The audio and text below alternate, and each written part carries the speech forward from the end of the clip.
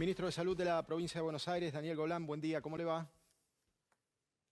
¿Qué tal? Buenos días, ¿cómo les va a ustedes? Tema barbijo en la provincia de Buenos Aires. Hoy se implementa la obligatoriedad en la capital federal. ¿Qué va a pasar en la provincia con esto? Sí, ya está por salir el decreto, así que desde el lunes próximo se va a hacer efectivo también el cubre nariz boca, ¿no es cierto?, de fabricación casera o industrial, pero por talleres que usen telas comunes, ¿no? También prohibiendo la utilización de los barbijos N95, que son los que son necesarios para los equipos de salud.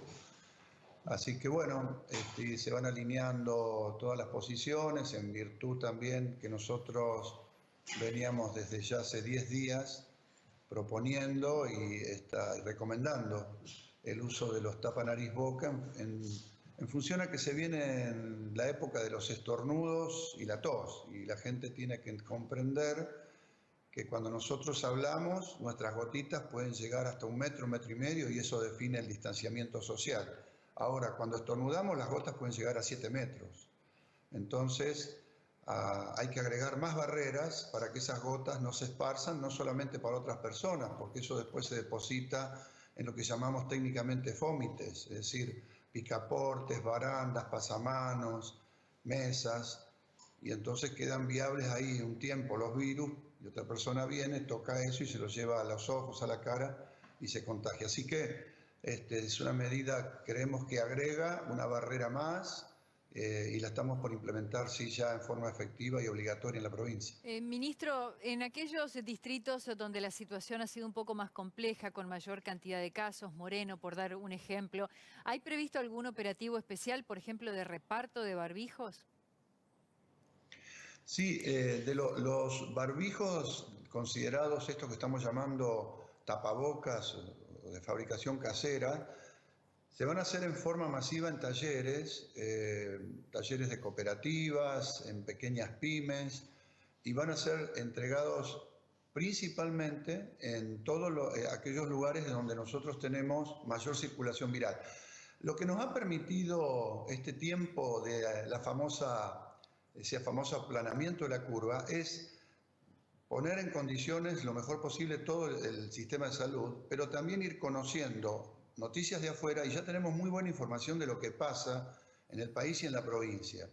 ¿Dónde está circulando? Tenemos los mapas de calor que nos muestran claramente dónde está circulando más el virus y dónde menos.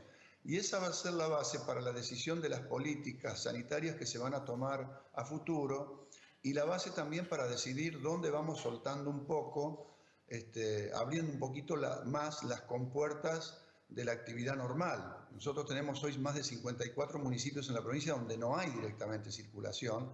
Entonces, tomando una serie importante de recaudos, uno puede empezar a plantear una actividad económica mayor, por supuesto, repito, con todos los recaudos, y en las zonas calientes hay que ir con mucha mayor cantidad de presencia de todos estos instrumentos. Entre ellos, por supuesto, los barbijos. Ministro, ¿cuáles son esas zonas calientes que ustedes están observando? Básicamente en el conurbano nosotros tenemos las zonas más calientes, por decirlo de esa manera, en nuestro mapa de calor, en la zona norte del conurbano, básicamente por la composición social. Mucha gente que viajó al exterior en aviones, predominantemente eran de la capital federal y de zonas de población de recursos medianos y altos. Entonces tenemos San Isidro, Vicente López. También tenemos una zona de La Matanza, pero La Matanza es en las zonas de Ramos Mejía, las zonas donde tenemos población de clase media. Y esas, yo le diría, el caso Moreno fue por el chico famoso, ¿no? Que nos produjo ahí una cosa normal, porque dentro del segundo cordón no tenemos tantos casos como tenemos en estas zonas que le estoy mencionando, ¿no? Doctor, el tema de los testeos ahora, ¿no? Que teóricamente van a incrementarse, pero sobre todo en estos municipios que acaba de mencionar, ¿se prevén testeos masivos para tener un mapa de asintomáticos? Sí, nosotros tenemos en estos momentos, en la provincia compró 150.000 reactivos extras más, que estamos recibiendo, ya recibimos los 18.500, Y con esto el primer paso es tener las PCR rápidamente, en el día. Y luego entraremos en la etapa cuando vayamos recibiendo los test rápidos, ya sea de antígenos o de anticuerpos, lo vamos a ir usando para hacer testeos, para poder tener un diagnóstico epidemiológico más certero de la velocidad y los alcances que tienen la circulación del virus. Porque fíjense, el estudio que vino de Chile ayer, anteayer, en donde nos dice que hay una gran cantidad de gente que no ha presentado ninguno de los síntomas que teníamos como principales, patognomónicos, decimos nosotros los médicos, como principales, no se han dado en los pacientes. Tenemos pacientes que han sido muy asintomáticos o que han presentado cefalea o que han presentado dolor corporal, articular, etcétera, etcétera, y mucha menos cantidad de gente que ha tenido la famosa fiebre que se ponía en los primeros tiempos como el síntoma principal, la tos, en segundo término, la dificultad respiratoria, el dolor de garganta. Eso ha aparecido en muchos menos casos. Entonces, se hace necesario en algún momento empezar estos testeos para poder ver la circulación en los asintomáticos o la gente que tiene muy pocos síntomas, ¿no? Ministro, volviendo un poquito al tapabocas que entraría en vigencia el próximo lunes, ¿cómo va a ser la implementación? Aquí en la ciudad tenemos un modelo que es básicamente para los espacios públicos y fuertemente sugerido en la calle. ¿La provincia va a adherir a ese modelo? Es un modelo parecido, nosotros estamos precisando un poco más el tema del transporte, por ejemplo, en los automóviles. Cuando va más de una persona van a tener que ir con barbijo. Si va una persona sola, no. Pero si van más de dos, tienen que ir con barbijo. Porque no sabemos si esas personas son compañeros de trabajo, familia directa, si esa puede ser Uber, que está prohibido, pero su circulación, pero sabemos que funciona, y algunos remises, lo mismo. Digamos, uno no puede saber controlar todo, absolutamente todo, entonces lo mejor es definir que más de una persona en el auto hay que ir con barbijo. Todos los recaudos también para el transporte público. El uso de barbijo, por supuesto, todo el tiempo en el transporte público y con el distanciamiento que se va a ir estableciendo, aunque haya que agregar frecuencia, etcétera, distanciamiento dentro de los lugares. Así que todo esto va a estar precisado en el decreto que está al salir ya. Y con el tema de la cuestión económica, ¿no?, que acaba de mencionar, la idea de los testeos, de la protección con los barbijos, es empezar a pensar que algunas actividades puedan regresar. ¿A cuánto estamos de tiempo? Yo sé que es difícil dar un tiempo preciso, pero aproximado al menos, ministro, porque hay tanta gente esperando saber cuándo puede volver a trabajar para ganarse el peso para llevar a su casa. Mire, el presidente le indicó a todos los gobernadores que armen un plan de lo que sería de aperturas focalizadas de algunas actividades económicas, y el gobernador le manifestó eso a los intendentes, y los intendentes están todos preparando según su realidad y dentro de los protocolos y las normas generales cómo sería en cada uno de los distritos, cuáles serían las actividades y cómo y con qué recaudos que se irían poniendo en marcha. Eso va a ser entregado al gobernador, el gobernador lo va a elevar a la nación para poder tener ya un contexto general de país en donde el concepto es: se profundiza la cuarentena en los grupos vulnerables y en las zonas más calientes, se mantienen duras las normas y se empieza a marchar hacia un sistema de apertura controlada de la economía en aquellos lugares donde se puede hacer. Y también comprendan, la población en general, que el éxito no es no tener ningún caso, porque nos tenemos que inmunizar en algún momento. El éxito es cómo vamos abriendo las compuertas en forma progresiva para que no nos colapse el sistema de salud.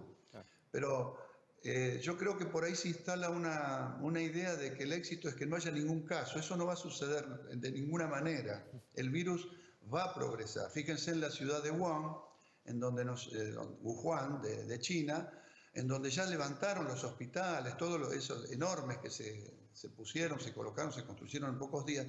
Ya se fueron los médicos que fueron, pero el virus sigue circulando en forma controlada y sigue inmunizando a la población. Por supuesto que nos queda un tiempo para conocer cuánto es esa inmunidad, cuánto dura, si hay gente que no le da, como en algunos casos está apareciendo que hay gente que no genera a los anticuerpos, es un porcentaje mínimo, pero obviamente los virus tienen prácticamente este mismo comportamiento. Se necesita que nos vayamos, y si no, la otra alternativa, si no nos vamos inmunizando, es tener una vacuna, y la vacuna va a demorar. Claro. Doctora, a propósito de lo que decía recién de cómo el sistema sanitario va absorbiendo la llegada del coronavirus al país, en particular la provincia de Buenos Aires, lo que llamamos nosotros hospitales de campaña, como hemos visto en Campo de Mayo, como hemos visto en incluso algunas instituciones deportivas que se han instalado y que de alguna manera complementan al sistema de salud, ¿ya están plenamente operativos? Muchos están plenamente operativos y otros están a días. Los hospitales modulares en 10, 15 días ya van a estar operativos. Nosotros hemos aumentado prácticamente 500 camas de terapia en estas 2 semanas y el programa sigue. El tema ahora es que tenemos una bajísima ocupación. Fíjese, nosotros en estos momentos tenemos 66 internados en terapia en la provincia de Buenos Aires por coronavirus, y de los cuales 42 necesitan asistencia respiratoria mecánica. Es decir, hoy estamos holgadísimos de camas, pero está bien que sea así, porque seguimos ampliando para cuando llegue el famoso pico, pero que ese pico sea lo más bajito y lo más extendido en el tiempo posible. Esa última cuestión, ¿es probable que no llegue con la virulencia que se hablaba al principio, doctor, con el éxito de este aislamiento que venimos llevando adelante? Tenemos muchas incertezas. Ayer estuvimos reunidos con todos los mejores científicos y investigadores del país, nuevamente acá en la Gobernación, y tenemos incertezas porque el virus ya tiene 3 cepas diferentes, no se sabe con exactitud en el mundo todavía cuál es la agresividad de cada cepa, y tampoco sabemos si va a aparecer la cepa criolla, ¿no? Si la cepa nuestra, latinoamericana, argentina. Con lo cual no podemos hablar con exactitud de la virulencia. En cuanto a virulencia nos referimos en cuanto a la capacidad que tiene el virus para producir daño en el cuerpo, para decirlo en forma sencilla, ¿no? Entonces, sobre todas esas incertezas se trabaja. Lo que sí es, la única certeza que tenemos es que si nosotros seguimos logrando que el ingreso de los casos sea progresivo y extendido en el tiempo, el sistema de salud va a estar en mejores condiciones para dar respuesta. Que no nos pase lo de España, lo de Italia, lo de Nueva York, ¿no? Fíjense, Estados Unidos en estos momentos puso en marcha un plan que se llama Air Bridge, es decir, puente aéreo a China. Está trayendo entre 30 y 40 mil respiradores, está trayendo toneladas y toneladas de barbijos, de equipos de protección, porque, bueno, exceden la producción norteamericana por lejos.